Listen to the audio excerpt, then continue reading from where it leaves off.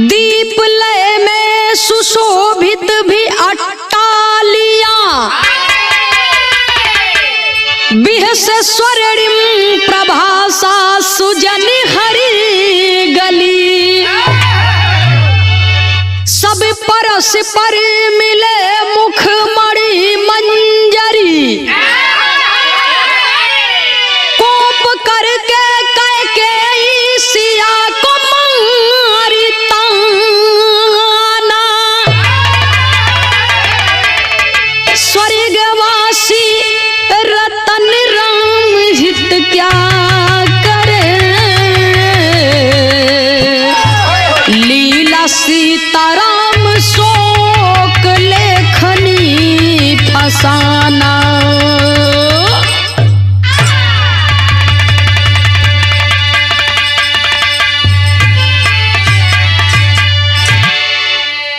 बिरहा सुनने वाले श्रोता सज्जनों, कवि की एक नई खोज।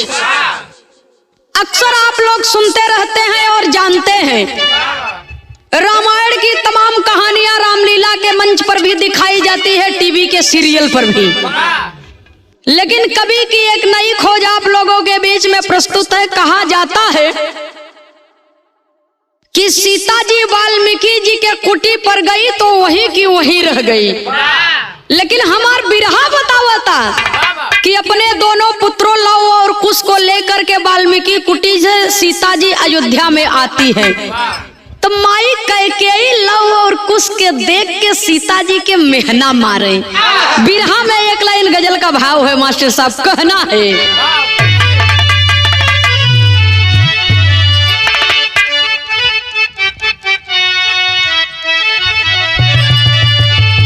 अरे राधा के संग में कांधा,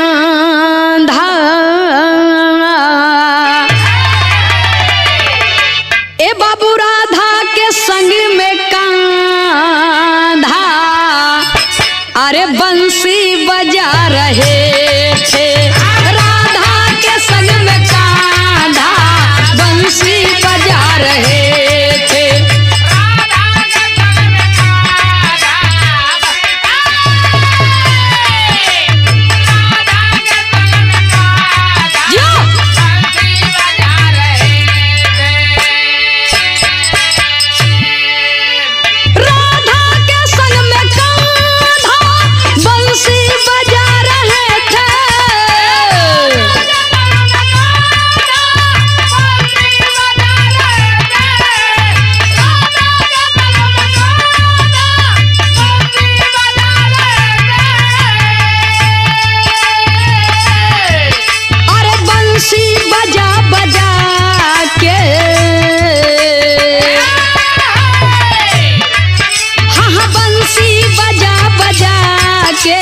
सबको नचा रहे थे, बंसी बजा बजा के सबको नचा रहे।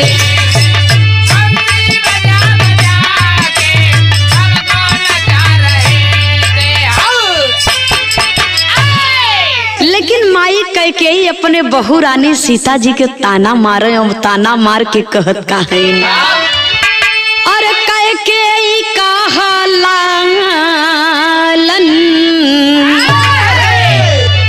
कैकेयी का हलालन किसका है तू दुलारा। कैकेयी का हलालन किसका है तू दुलारा।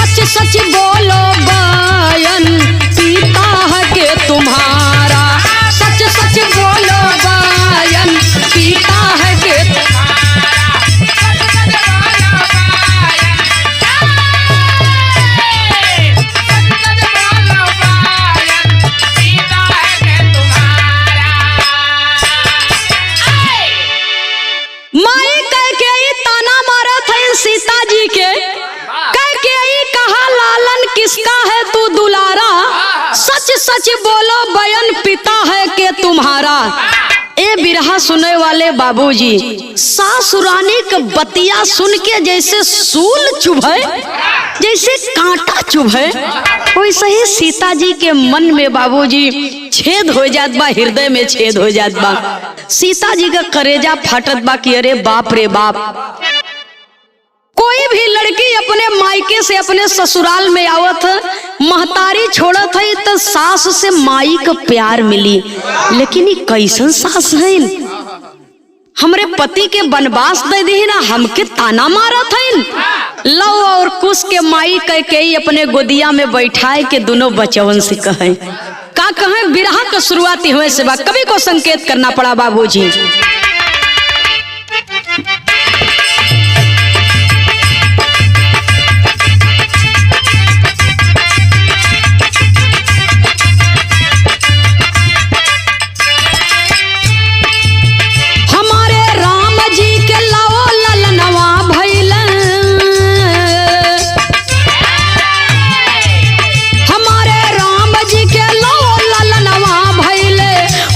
बताओ तेरे पिता के बनवा भइले।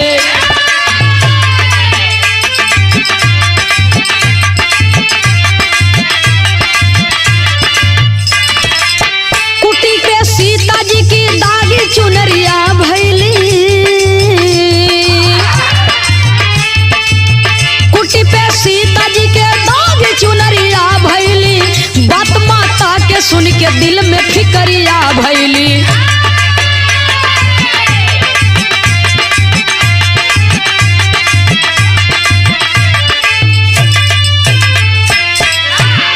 बाहरे समय माई सीता जी मन में विचार करत हईन कि हमार कैसन किस्मत विधाता लिख दी है, जब से ससुरे में आवा एको दिन सुख रोटी हम तोड़ा।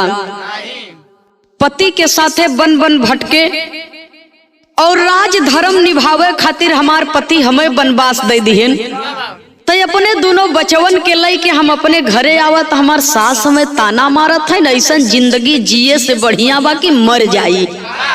सास का ताना बर्दाश्त नहीं होत बा तो सीता जी करत का है। बिरहा में एक लाइन तर्ज का भाव है, लेकिन तर्ज से बढ़िया हमारे बिरहवा में फर्ज बा। कैसे भैया हो?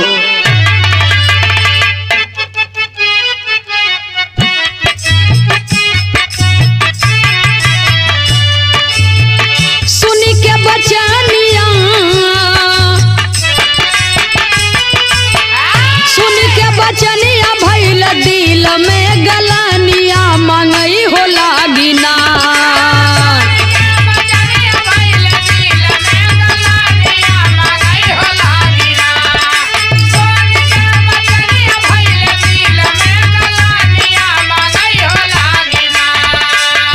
हे धरती माता से सरनिया मांगई हो लागिना, धरती माता से सरनिया मांगई हो लागिना।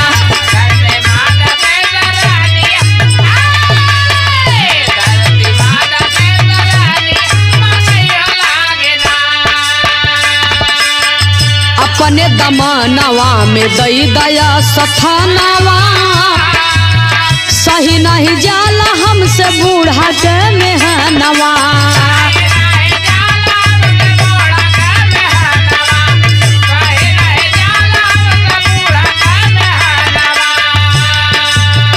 फटी ग धरतिया समाई सियरनिया मंगई हो लागिना।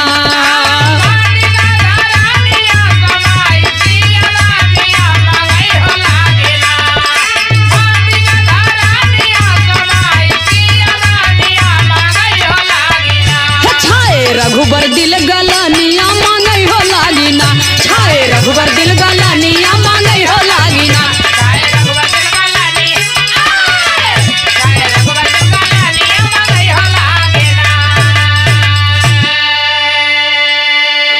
कैकेयी के बात सुन के सीता मैया धरती मैया से कहे कि माँ, आपने मुझे जन्म दिया है और ये धरती ये दुनिया अब मेरे लायक नहीं है। तेरी बेटी का बड़ा अपमान हो रहा है, तू अपनी गोद में अपनी बेटी को समाहित कर ले। सीता मैया अपने सतीत्व का वास्ता देती हैं और माई धरती प्रकट हो जाती है और माँ सीता धरती माँ के गोद में छिप जाती है और माँ धरती सीता जी को पातालपुर में लेकर के चलती है। सीता जी को पातालपुर में लेकर के चलती है। रात बीती, सुबह का टाइम बा, सुबह का टाइम बा। रात में पूरे महल में सीता जी का खोज होत बा, लेकिन सीता जी का कहीं अता पता नहीं बा। तब भगवान राम और लक्ष्मण जी अपने मन में विचार करते हैं और विचार करके घर से निकल दिए। जब घर से निकल दिए तो हुआ क्या?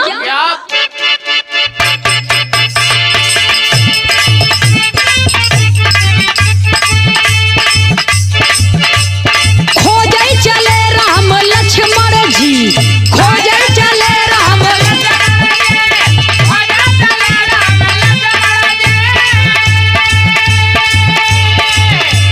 खोजे चले राम लक्ष्मण जी, अरे शंका बनाई के सीता जी, सीता जी, सीता जी नैहर गई हुई है यह से कोहाई के।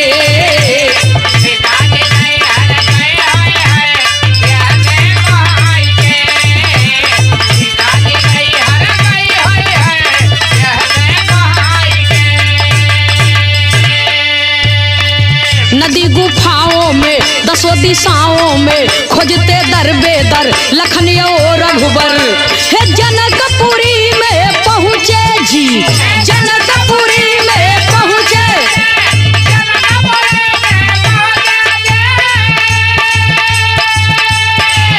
अरे जनकपुरी में पहुँचे जी, हाँ हाँ पूछे बोलाई के सीता जी, सीता जी, सीता जी नैहर गई हुई है यह से कोहाई के।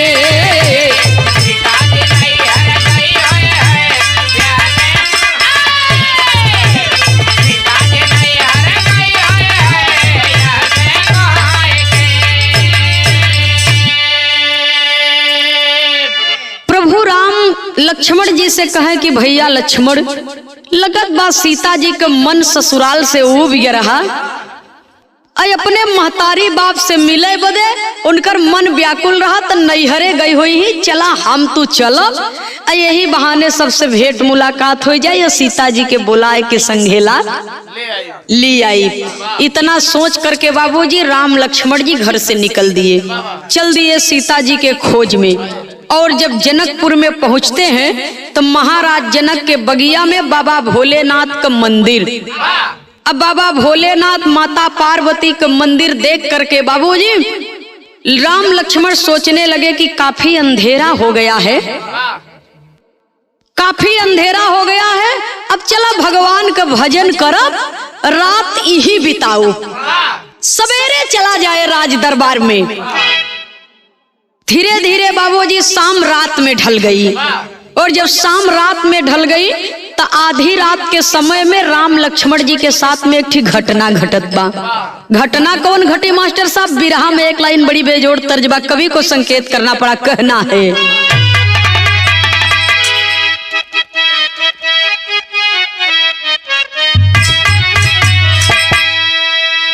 कोनो दुल्ही अपने दुल्हा बदे सखी सहेली लोग से बतावता,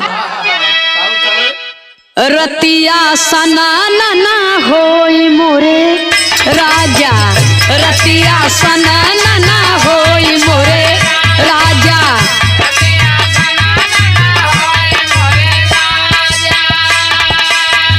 हमारे बलम जी गइला बजरिया, हमारे बलम जी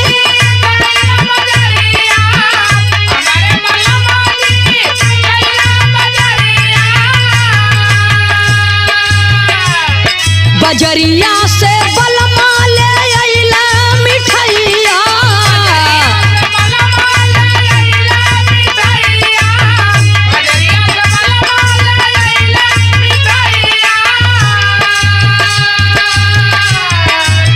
दोनवा दोनवा चुरुर मुरुर होई मोरे राजा, दोनवा चुरुर मुरुर होई मोरे।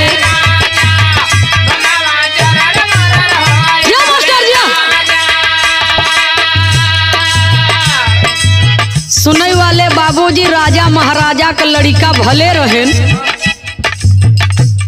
लेकिन कहीं न कहीं कमी जरूर कर दे।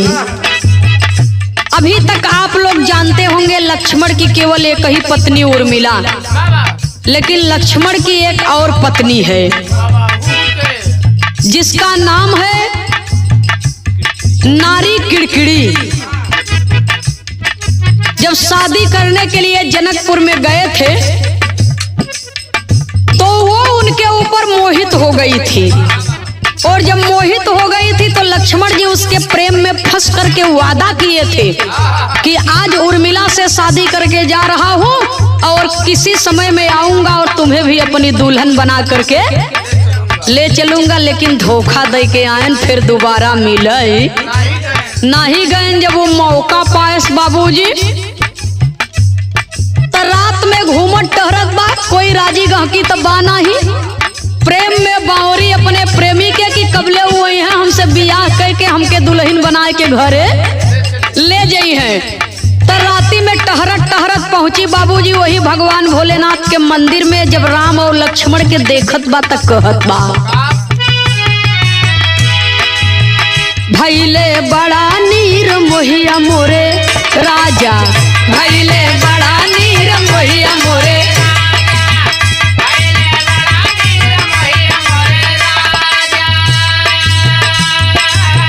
रतिया अंधेरी में कई के सिंगरावा,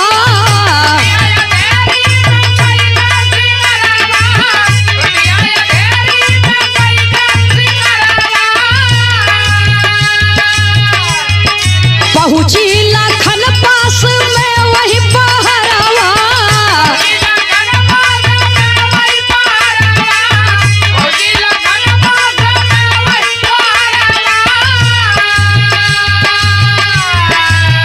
गले लगावई उठा बहिया मोरे राजा, गले लगावई उठा बहिया मोरे,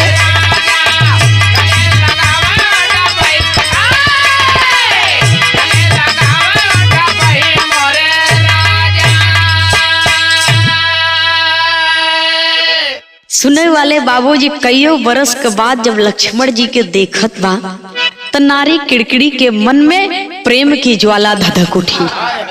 जब प्यार की ज्वाला धधक उठी तो सोचत बा सूरदास जी काहे ना खतरा रही। भूख लगी बा, भोजन बनाए के जब सामने रखा बा, उहे दशा नारी किड़किड़ी के बा, कहियो कोनो जन्म में तो से भेंट कराए दे वो से हम। सुने वाले बाबूजी नारी किड़किड़ी का उहे दशा बा, आ सिंगार बनाए के बढ़िया।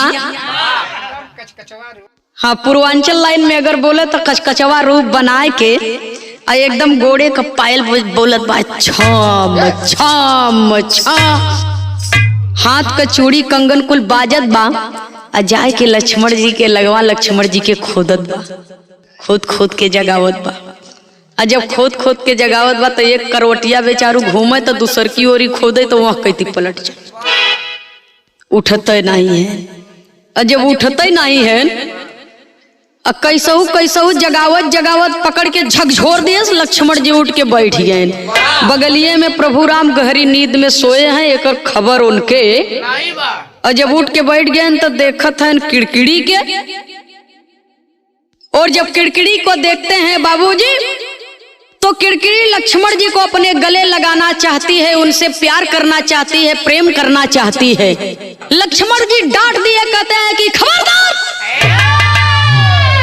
अरे बेशरम औरत, मैं अपनी भाई के सेवा में हूँ इस समय, और तू आई हो, तोरे अंदर इतना आग बा, इतना ज्वाला धधकत बा कि हमके हमरे भैया के सेवा से वंचित करत हो। जाओ अपने लिए कोई दूसरा पुरुष तलाश कर लो, मेरे सहारे तुम्हारी इच्छा पूरी नहीं होगी। तब तो गुस्सा आई गई,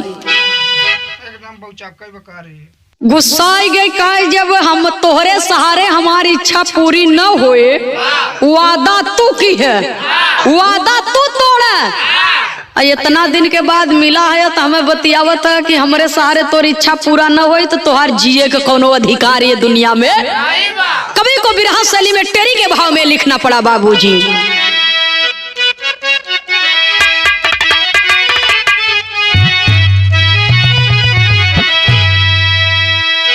अरे मोरे राम, अरे जवानी खूनी खंजर बन गई, कलपई कली चमन में बहाई प्यार का पानी। कलपई कली चमन में बहाई प्यार का पानी रे जवानी खूनी खंजर बन गई। जौने मन में जौने दिल में अपने लक्ष्मण के प्रति प्यार रहा, अब लक्ष्मण के प्रति नफरत हो गई। नफरत हो गई तो नारी किड़किड़ी करती क्या है। यहाँ कवि जी के 4 लाइन कारीगरी बा। कैसे मास्टर साहब? कोमल बक्स गले हार लखन कहाँ बार बार, कामिन 16 हो सिंगार गोरा गाल अचरा,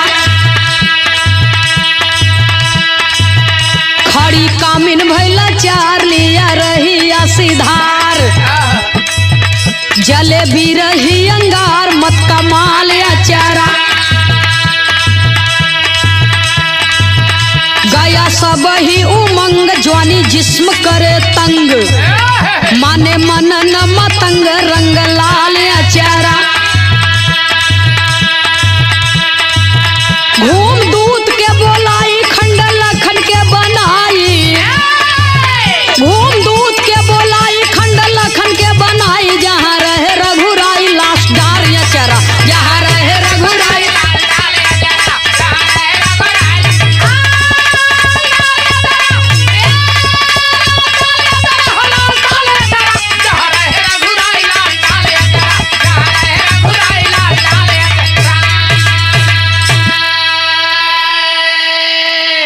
चाठे दूत बोलाए के बाबूजी लक्ष्मण जी के गर्दन वो कटवाई दिहिस। नफरत बस लक्ष्मण जी का गर्दन कटवाई दियस और धड़ से सिर अलग हो गया। भगवान राम के पंजरे में उनकर लसिया सुताए के वो परिठ चदरा उड़ाए के चली गई। रात बीती, जब सुबह का टाइम होत बा तब कवि को संकेत करना पड़ा। एक लाइन विदेशिया का तर्ज हो मास्टर साहब।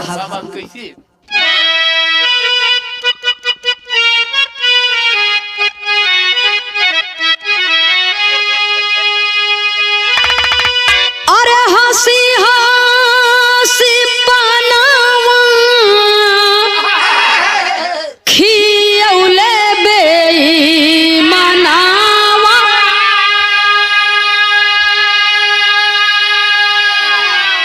अपना बसेला परदेस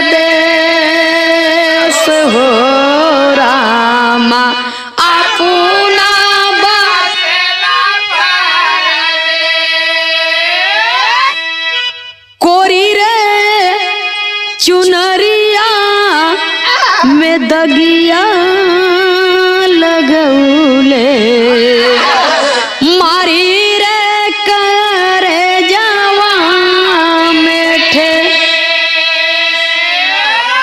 सुनने वाले बाबूजी।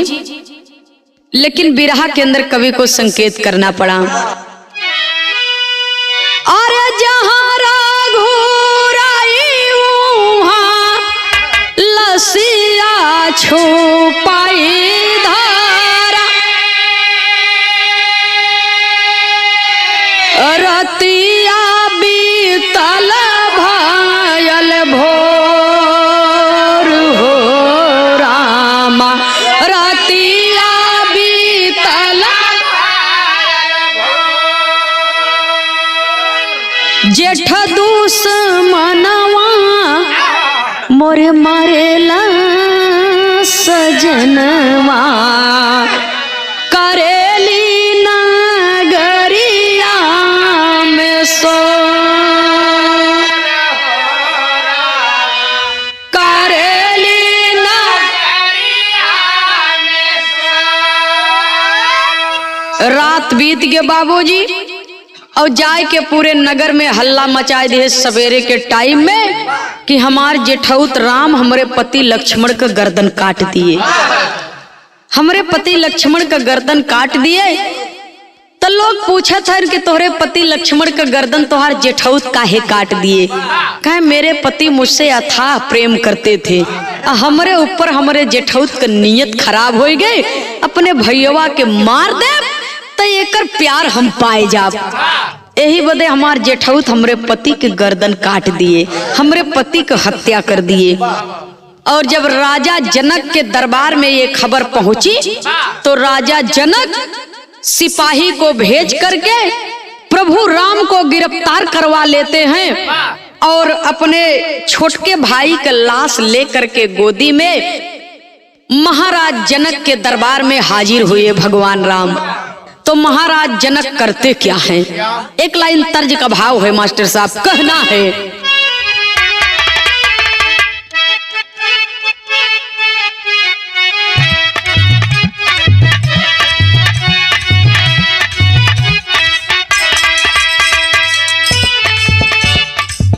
लागली बजारी आया गमपुर हो हीरा रतन बिका लागली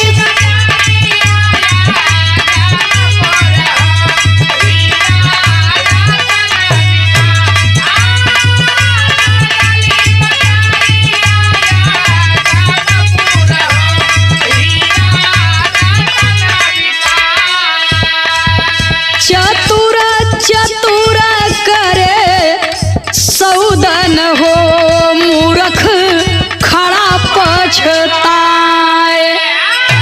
लेकिन महाराज जनक के दरबार में एक कैसा न्याय मिल रहा है।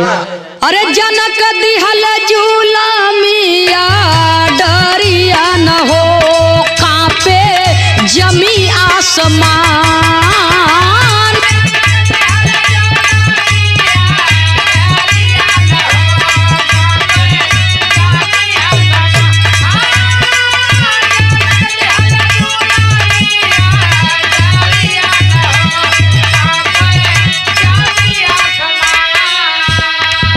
फांसी दे जनक कहीं बोल रघुराई, फांसी दे जनक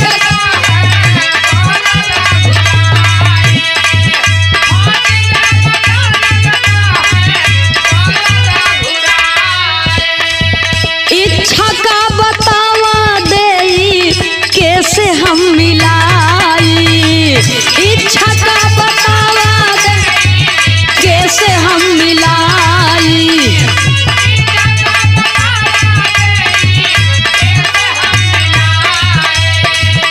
हथवा में लागे हाथ कड़िया न हो सोचे खड़े भगवान।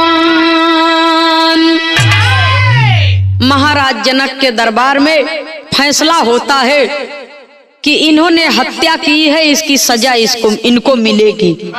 भाई की हत्या की है, इनकी सजा, इसकी सजा तो इनको जरूर मिलेगी। तो महाराज जनक ने आर्डर लगा दिया, फैसला सुना दिया कि भगवान राम को फांसी पर लटका दिया जाए, फांसी पर चढ़ा दिया जाए।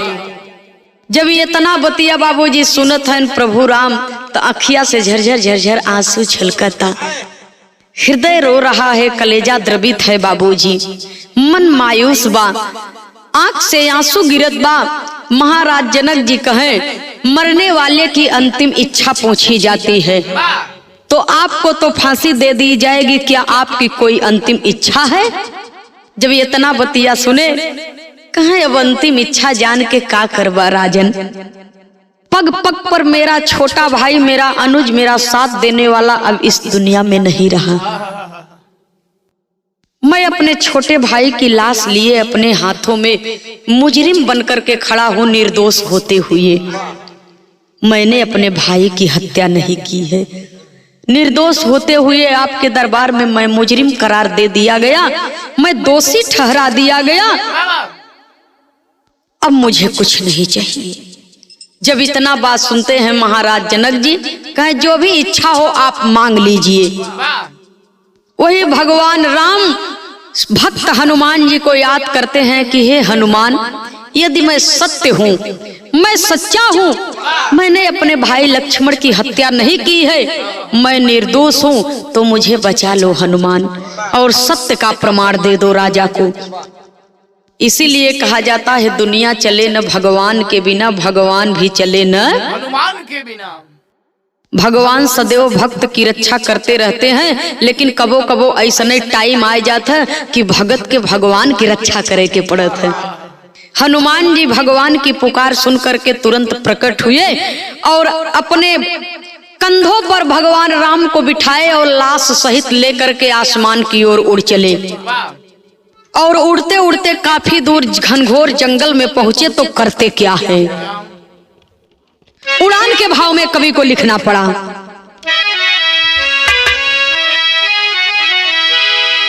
चिता लखन की साज राम कपि लगा दिए अंगार, अरे हड्डी के उरमाल बनाए, अरे व्याकुल बिना करतार हो, अरे राम जवानी खूनी खंजर बन गई, गए कपि हंस नगर में रही सिया महारानी, जवानी खूनी खंजर बन गई। घनघोर बियाबान जंगल में लक्ष्मण जी के लाश के अंतिम दाह संस्कार कर दिए और लक्ष्मण जी के हड्डी जो नहीं जली रही, वो हड्डी के माला बनाए के प्रभु राम के गले में हनुमान जी पहरा दी।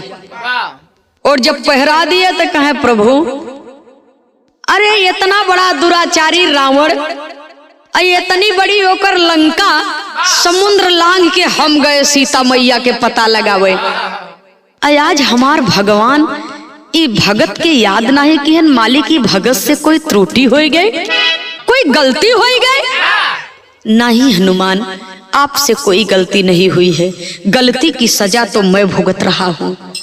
जब ये इतना बात सुने हनुमान जी कहे प्रभु चिंता मत करा, मैं आपको लेकर के चलता हूँ जहाँ पर माँ सीता हैं। पतालपुरी में राजा हंसराज के दरबार में जब पहुँचते हैं तो होता क्या है, अल्लाह के लाइन में कवि को लिखना पड़ा।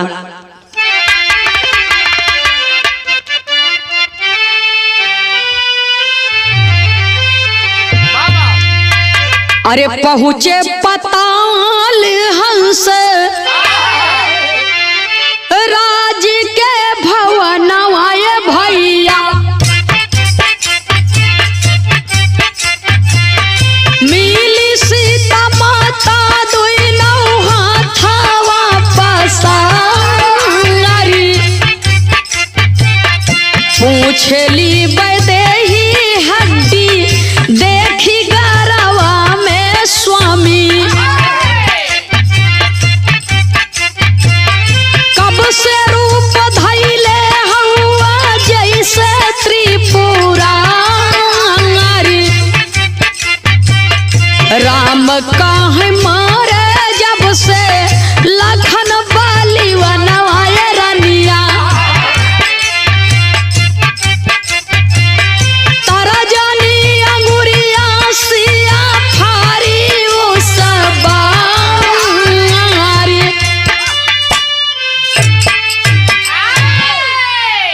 पतालपुरी में राजा हंसराज अपने सिंहासन पर माँ सीता को बिठा करके और जल से उनका चरण धो करके चरणामृत ग्रहण करके माई सीता का चरण दबावत हैं, पूरे परिवार के साथ में सेवा कर रहे हैं। और जब हनुमान जी लेकर के प्रभु राम को पहुंचे तो प्रभु राम के देखत सीता मैया भगवान राम के चरणों में प्रणाम करती हैं, कहती हैं कि स्वामी ये आपने कैसा रूप धारण किया है, ये अड़बंगी बाबा भोलेनाथ जैसन रूप काहे बनाए हैं, ये हड्डी का माला गले में क्यों पहने हैं? जब इतना बात सुने सारी बात को बता दिए। सीता जी कहा ये हमारे देवर लक्ष्मण जी के हड्डी का माला बा, वो मेरे देवर ही नहीं मेरे पुत्र थे, क्योंकि आदिशक्ति का अवतार सीता जी का रहा। देवी सीता जी कहती हैं, माँ सीता जी कहती हैं कि गले में से हड्डी का माला उतार के रख दा। और जब रख दिए तो सीता माँ के तर्जनी उंगली में अमृत बूंद था। अपने शक्ति से पुतला तैयार करती हैं लक्ष्मण जी का और अमृत बूंद टपका करके बाबूजी लक्ष्मण जी को जीवित कर देती हैं। और जब लक्ष्मण जी को जीवित कर देती हैं तो लक्ष्मण जी का चमचम चेहरवा चमकता, चमचम चेहरवा चमकता, लप लप माथा चमकता। लक्ष्मण जी के इतना सुंदर रूप देख के राजा हंसराज का बिटिया चंद्र ज्योति, जैसन ओकर नाम रहे चंद्र ज्योति वैसे ओकर रूप भी रहे। चंद्र ज्योति लक्ष्मण जी के ऊपर मोहित हो गई। कहे पिताजी बियाह करब तो लक्ष्मण जी से करब, नहीं कुंवारी रह जाप। जब इतना बतिया बाबूजी सुनत हैं राजा हंसराज जी तो भगवान राम के चरणों में आकर के प्रणाम करते हैं और कहते हैं कि प्रभु मेरी बेटी को आप अपने घर की बहू स्वीकार कीजिए और मेरी बेटी आपके छोटे भाई लक्ष्मण जी से प्रेम करने लगी है। तो देखा अब लक्ष्मण जी के तीसरका बियाह हो जाता। एक खित प्यार नहीं पाए से इनके मुआई दिहेस और उर्मिला तो घरे हईन, लेकिन पतालपुरी में राजा हंसराज जी के लड़की से तीसरी शादी होए जात बा। कवि को संकेत करना पड़ा, कहना है स्वर्गीय दद्दा पंधारी के धुन में खड़ी के लाइन में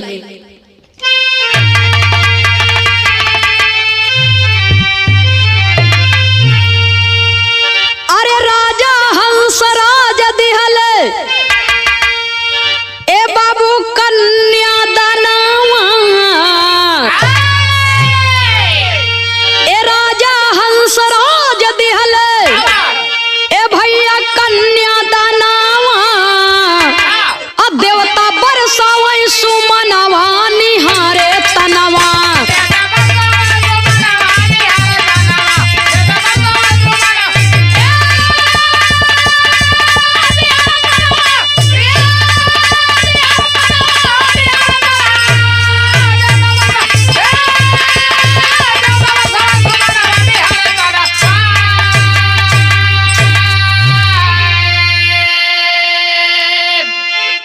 राम लखन कपिसिया साथ में लेकर दुल्हन प्यारी, अरे पहुँचे राम जनकपुर जब ही गरजे कपि बलकारी, असारी नगरी में तूफानवा निहारे तनवा।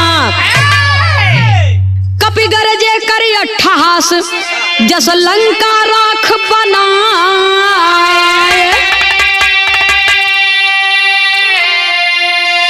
तब से गूंजी दसों दिशा अंगार जनकपुर लाए, गाये वेदन से लिखनवा निहारे तनवा। दुल्हन को विदाई कराए के लक्ष्मण जी, माँ सीता, हनुमान जी, प्रभु राम, चंद्र ज्योति, राजा हंसराज जी सम्मान अपने दरवाजे से विदाई करते हैं और सीता जी सब जने के लियाए के पहुंचिन कहाँ जनकपुरी में। सीता जी के मन में क्रोध बा कि मेरे पिता को बाबा भोलेनाथ का वरदान मिला है, विदेह कहा जाता है, उन्होंने इतना बड़ा अनर्थ कैसे किया। अरे मेरे पिता है तो क्या हुआ, मेरे सुहाग को फांसी पर चढ़ाएंगे, वो भी मेरे निर्दोष पति को। तो मेरे निर्दोष पति पर शक करने वाला ये दुनिया में मेरा दुश्मन है, चाहे वो मेरा भाई हो चाहे फिर वो मेरा पिता हो। तो ये नगरी हमरे लिए कोनो काम के। माई सीता जी हनुमान जी के आदेश दीन कि जैसे लंकवा जलाए के राख कर दिया वैसे जनकपुरी भी जलाए के खाक कर दे।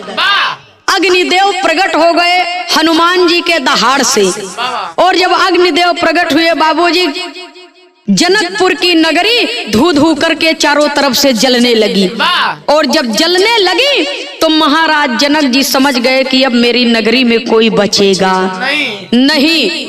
तो जा करके भगवान राम के चरणों में गिर पड़े कि मुझे माफ कर दीजिए, क्षमा कर दीजिए, और आप मेरी पुत्री हैं और मैं सौभाग्यशाली हूँ कि स्वयं आदि शक्ति ने मेरी पुत्री के रूप में मेरे परिवार में मेरे घर में जन्म लिया। तो मुझे माफ कर दीजिए और इस नगरी को बख्श दीजिए, क्षमा दान दे दीजिए। तब सीता जी के कहने के अनुसार उस अग्नि को शांत किया गया, मेघ को आदेश दिया गया, जल की वर्षा हुई बाबूजी और अग्निदेव शांत हो गए। और जब अग्निदेव शांत हो गए तो आग लगी थी और उसमें मेघ पानी बरसाने लगे। तो जो जल करके मर गए थे सो मर गए थे, लेकिन जो जनक नगरी के प्राणी रह गए थे उनकी बदन जो जल रही थी और पानी पाई आग तो बुझ गई, लेकिन पूरे शरीर में छाले पड़ गए। और जो स्त्रियां गर्भवती थी वो आग की लपटें गर्भाशय पर भी असर कर गई, गर्भाशय पर भी असर कर गई। तो कवि को संकेत करना पड़ा बाबूजी, कहना है आए राम अवध में लेकर हुआ जनकपुर राखी, अरे रतन राम ही तो सीता राम। कभी लहुरी देखे आँखी साखी, कब किशोर तारा नवा निहारे तनावा।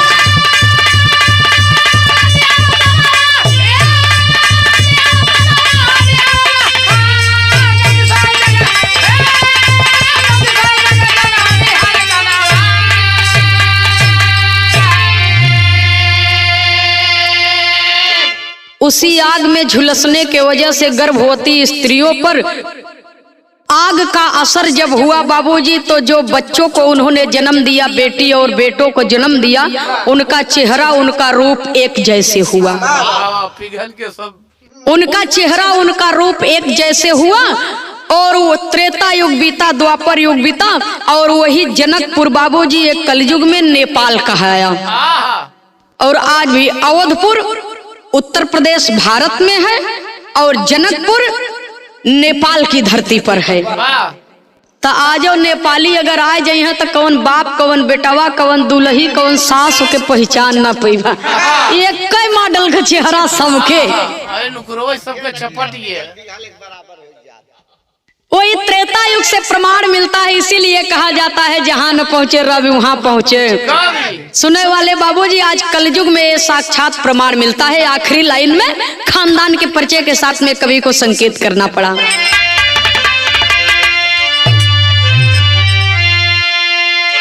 कवि नरेश यह लिखे लेखनी, दीपक जले तमाम, सुख उपमा तब मिले राज में, भजते सीता राम। अरे राम जवानी खूनी खंजर बन गई, ए बाबू जवानी खूनी खंजर बन गई। कविता शोभनाथ के चमके जैसा चानी, जवानी खूनी खंजर